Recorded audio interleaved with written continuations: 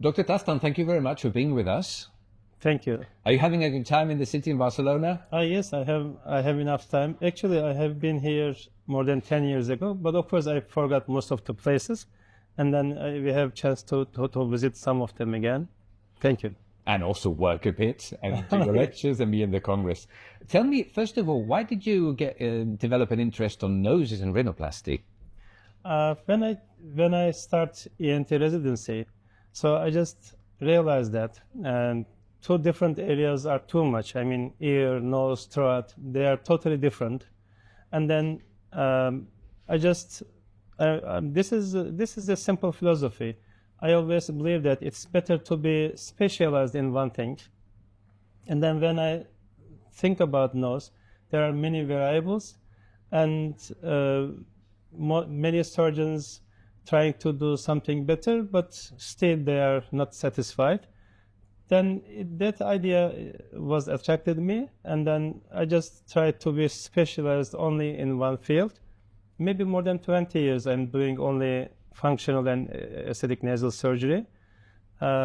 This is true also for the life. I mean, so just say when you go to somewhere for a holiday, if you want to eat something, I choose a restaurant that is only doing that thing, not all of the things. This is simpler.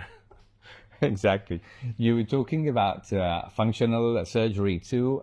In many ways, what you do changes the life of people, not just in the beauty point, from the beauty point of view, but from the functional point of view. I mean, not being able to breathe properly is or can be a problem, a health problem, can't it? This detail is, of course, when it's about aesthetics, it pays more attention. But nose is an organ, like an eye, like an ear. So it must be functionally well enough. So it's really important.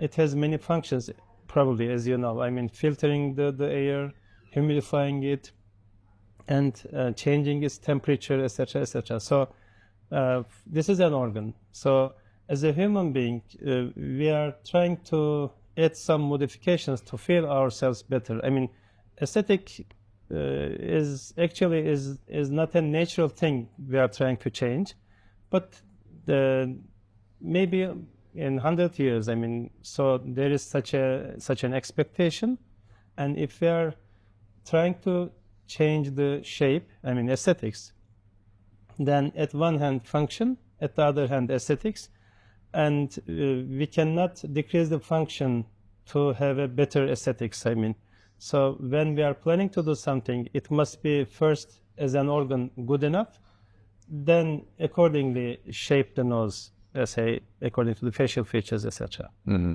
What's changed in your area the last 15, 20 years? Because I mean, the area is growing really, really fast. There's lots of changes. You can tell a nose that was being operated like 30 years ago from now that's been operated from one that's been operated on now, can't you?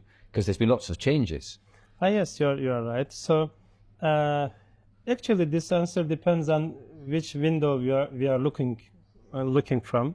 So let's say at one point of view, actually not too much changes, and there is not too much changes because we are removing something, we are adding something, etc. But during the last maybe 15 or 20 years, more specialized surgeons, the ratio increased, and also patient expectation increased. So about the aesthetics, in the past, let's say, surgeons have to do like that. I mean, they had to do like that because they had to do many different surgeries and also, let's say, nasal surgery. So more or less there were some, basically it's about reduction. I mean, making something smaller, something more curved, etc. But in time, patient expectation and surgeons, let's say, specialization a little bit changed. And during the last 10 or 20 years, it's more popular to do, to provide more natural results. I mean, of course, functionally well, but aesthetically, it must fit to the facial features.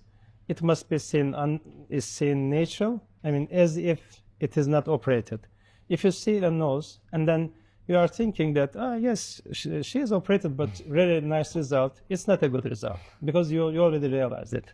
So basically, the change is about aesthetic perception, patient's expectation and aesthetic perception.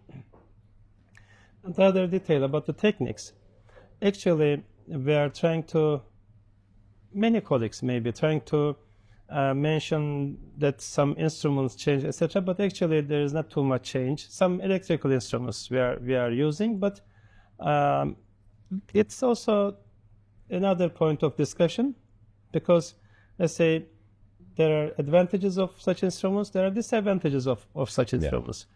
If you focus only the advantages of an instrument or of a technique, then the result will be different. But all of the techniques and instruments has advantages and disadvantages. So because of that, we all own many things to the previous surgeons. I mean, in the past, of course, we didn't meet them, but we read their books, we did read their articles, and this is a common knowledge, and we are using that common knowledge. There's a saying that we are dwarfs on the shoulders of the giants. Exactly. So when I see that a surgeon trying to show himself as the best, then I think that he or she couldn't realize the philosophy of this job, I think. So most of the things already we all own to the previous surgeons in the past. So we are just adding some more details, just make it more natural and functionally better. That's it. You've developed lots of three techniques which are different. What's the technique that you developed that makes you more proud?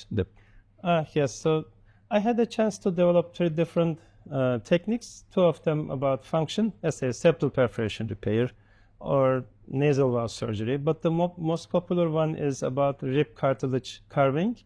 So rib cartilage already has been using more than 60 years.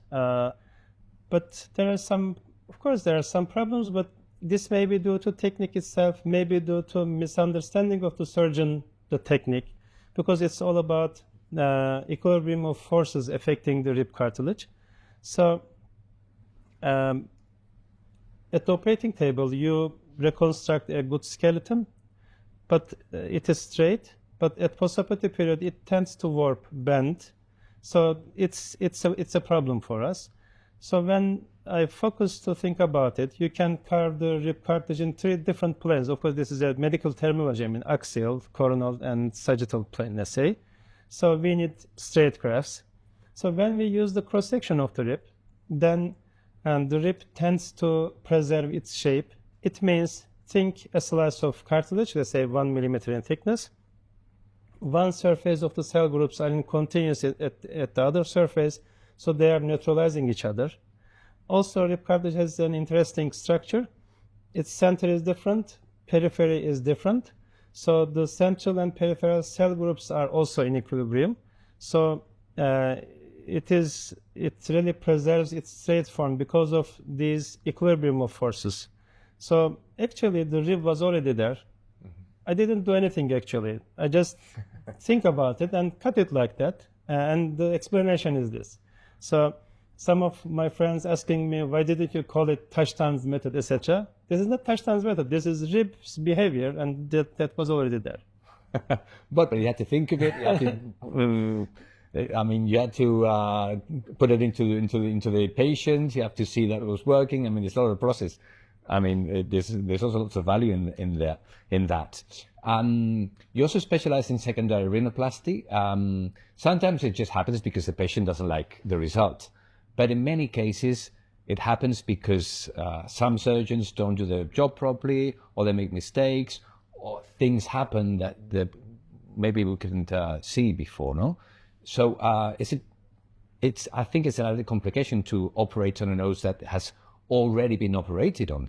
What's the added complication on that? So, of course, secondary rhinoplasty is totally different than primary, because primary, everything is untouched. You are touching first time. You can achieve the desired result because everything is fresh, everything is new. So But revision cases, of course, in rhinoplasty, really, there are many variables. And if the surgeon, there are two different points, of course, patient expectation and the actual result. So it's better to focus basically to the actual results. So as a surgeon, we have to aware about our limits. Let's say when we are younger, when we don't have enough experience, it's better to choose the patients according to our experience, and then first learn the basic things you have to learn. There are many good surgeons, they can follow them. There are many meetings, etc., courses.